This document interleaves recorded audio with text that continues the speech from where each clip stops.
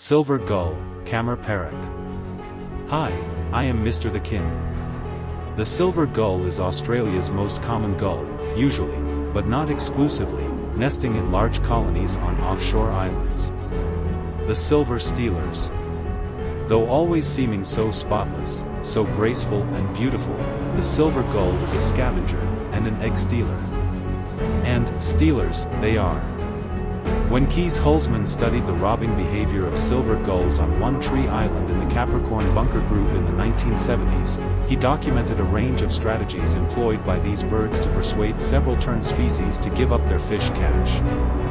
For example, their harassment of crested terns at nesting areas included jumping from the ground to attempt to grab a fish from a tern flying a little above it, walking or running at a tern to snatch a fish, attacking the tern in flight from behind or below and grabbing the fish, hovering over the tern on the ground and diving on the fish or the tern, hovering over the tern on the ground and pursuing it when it fled, chasing the tern until it swallowed or dropped its fish, hovering above a tern on the ground without getting the opportunity to dive or chase its victim.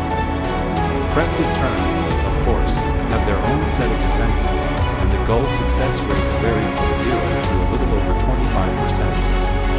However, not all their feeding habits have been viewed as stealing.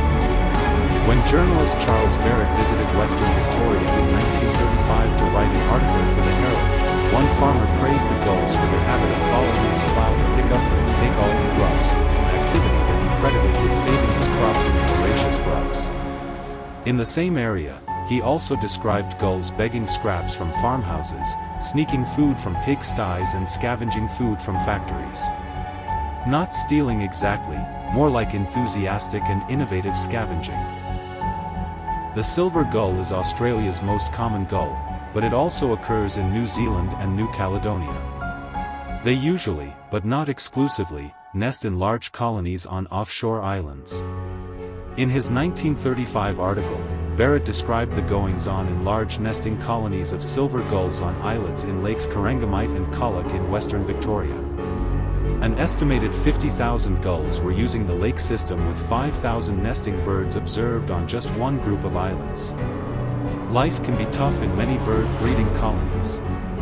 In Barrett's words, death stalked the rookeries he saw on the islets of Lake Corangamite, due in part to the predation of nests by foxes and rats on those islets that were accessible from the shore via natural stepping stones.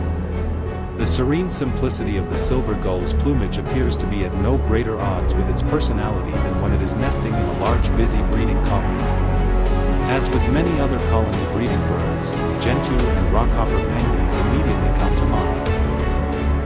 Quarrels are frequent, and any bird walking or settling within reach of another is likely to be pecked and berated until it moves